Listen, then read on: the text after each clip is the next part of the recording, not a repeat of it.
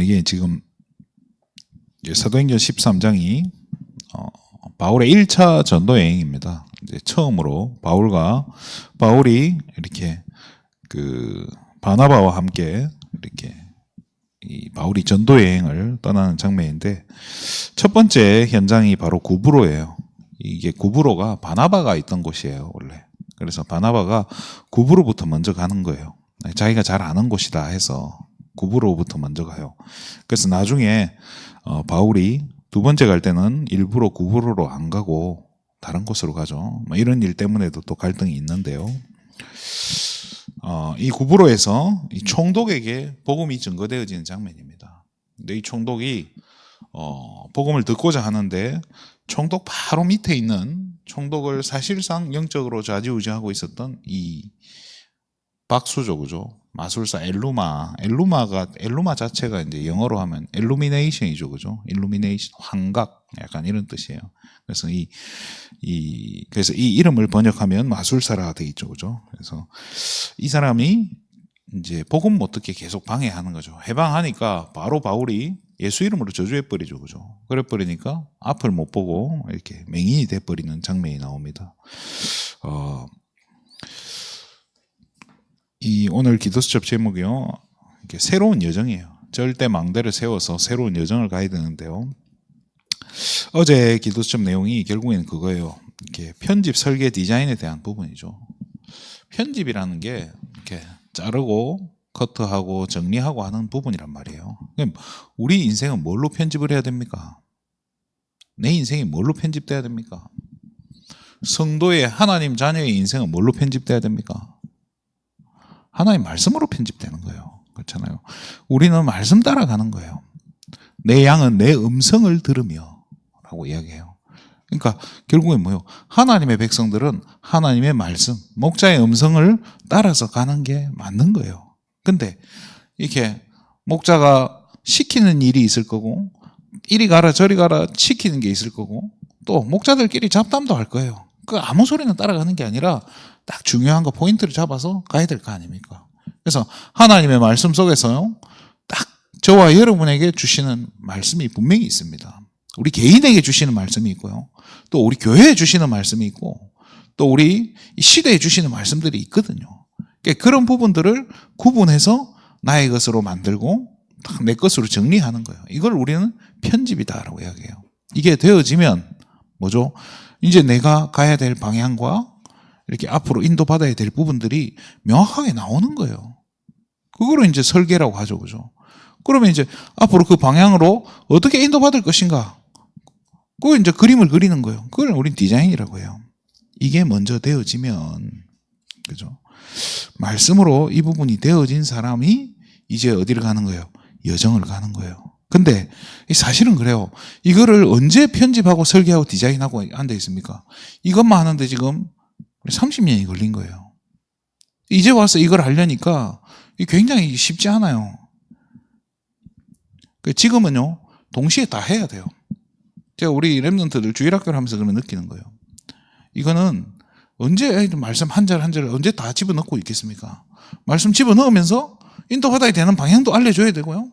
그렇잖아요. 붙잡아야 될 것도 포인트도 짚어줘야 되고요. 이거는 동시에 다 해줘야 돼요. 그래서 이제 새로운 여정을 가야 된단 말이에요. 우리 랩런트들만 지금 이 여정을 가야 되는 게 아니라 저와 여러분도 이제 이 새로운 여정을 가야 됩니다.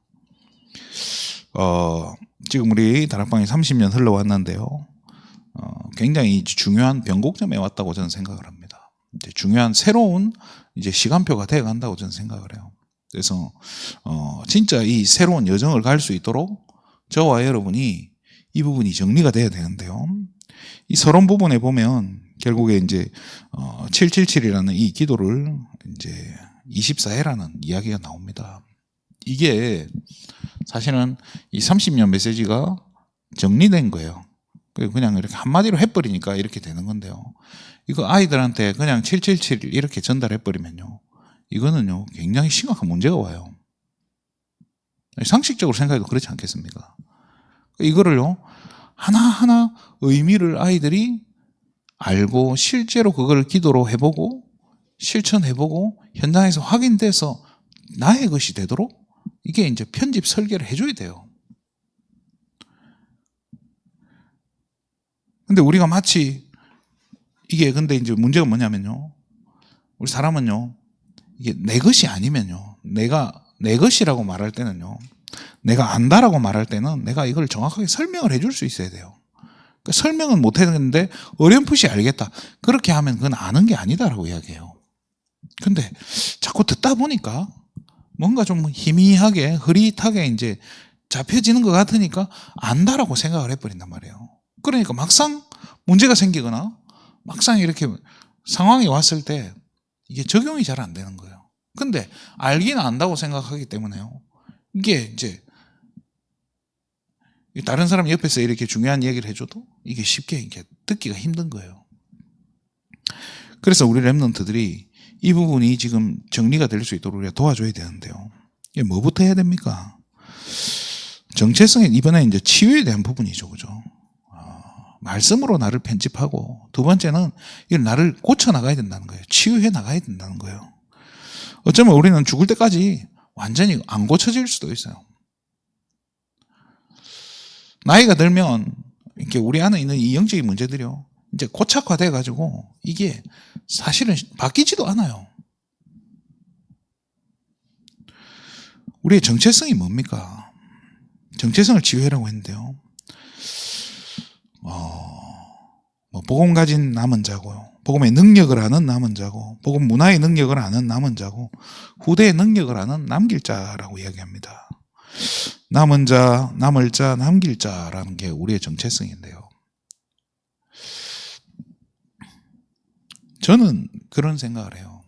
지금 막 이렇게 우리 조직이 어떻게 되고 단체가 어떻게 되고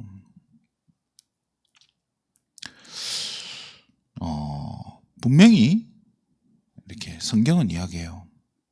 유대인이 아니죠. 바리새인의 누룩을 조심해라 라고 이야기해요. 누룩이란 거는 정말로 알게 모르게 진짜 조금 떨어졌는데 그게 확 퍼진단 말이에요. 알게 모르게요. 그게 빵을 부풀린단 말이에요. 가만히 놔두면. 그게 어디서부터 어디까지 이게 누룩이 섞여 있는지 알 수가 없어요. 그게 어떤 역할을 하는지도 우리도 모르게 이렇게 서서히 이렇게 문제가 커진단 말이에요. 이거를요, 이게 썩은 부분 도려내면 되지. 이거 쉽지 않거든요. 정말 쉽지 않아요. 누룩 같은 거, 그게 빵이 이렇게 부풀었는데, 이게 어디서부터 거기서 누룩을 제한다는 거 쉽지 않거든요. 그런데 꽤 많은 부분들이요. 많은 이렇게, 우리 안에, 우리 조직이라고 하는 우리 교단 안에 사실은요, 알게 모르게 복음이면 끝났기 때문에 마음대로 해도 된다라고 하는 게 사실은 이게 아주 조금씩 깔려 들어가기 시작한 거예요. 마음대로 해도 된다. 복음이면 다 끝났다까지 좋은데 마음대로 해도 된다가요. 괜찮네? 별로 문제 안 되네? 술 한잔 해도 괜찮지? 뭐 이것저것 해도 괜찮지? 해도 뭐 큰 문제 안 되네? 이러다 보니까요. 이게 서서히 뭐가 돼요? 이게 서서히 전체적으로 깔리기 시작한다니까요.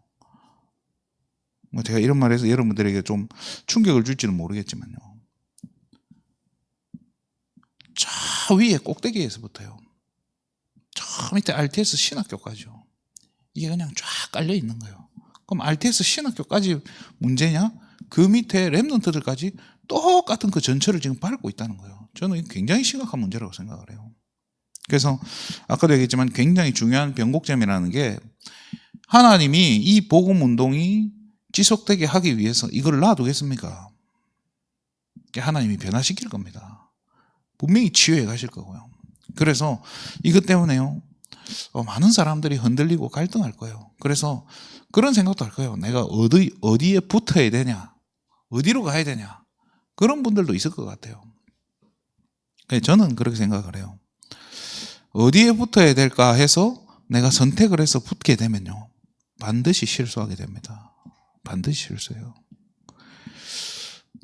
저는 적어도 우리 교회는요, 그런 그 어떤 사람들이요, 막 갈등하고 저는 확신합니다. 내가 이렇게 해야 된다라고 생각을 해서 이렇게 이쪽이 맞다고 생각해서 선택해 간 사람들 전부 다 당황하게 될 만큼 실수했다는 걸 깨닫게 될 거예요. 그래도 적어도 이 세계비전 교회 성도님들은요, 아, 우리 실수 안 했구나, 우린 바르게 가고 있구나라는 것을 알 수 있도록, 적어도 안심할 수 있도록 저는 지금 제 자신이 이렇게 저는 정확하게 인도받고 있다고 저는 생각을 합니다. 그래서 계속 기도해요. 저는 이게 제 정체성이고요. 저는 이렇게 뭐 교단을 옮기고 바꾸고 자실 필요도 없다고 생각해요. 뭐하러 이름 바꿉니까? 아무것도 할 필요 없어요. 정말로 저는 제가 30년 동안 해왔던 거대로, 배워왔던 대로, 틀리지 않았다고 확신되어지는, 배우고 확신한 일, 거기에서 저는 인도받으려고요. 사실은 이렇게 정말로 깊이 들어가 보니까요, 보여요. 누룩이 보인다니까요. 그러면 제하면 될 거 아닙니까? 여러분들도 저를 놓고 기도해 주셔야 되는 게요, 저도 똑같은 실수할 수 있어요. 똑같이 넘어질 수 있고요, 똑같이 무너질 수 있고, 그 제 모습 때문에 우리 후대들에게 똑같이 상처를 줄 수도 있어요. 그렇게 안 되도록 기도해 주셔야 돼요.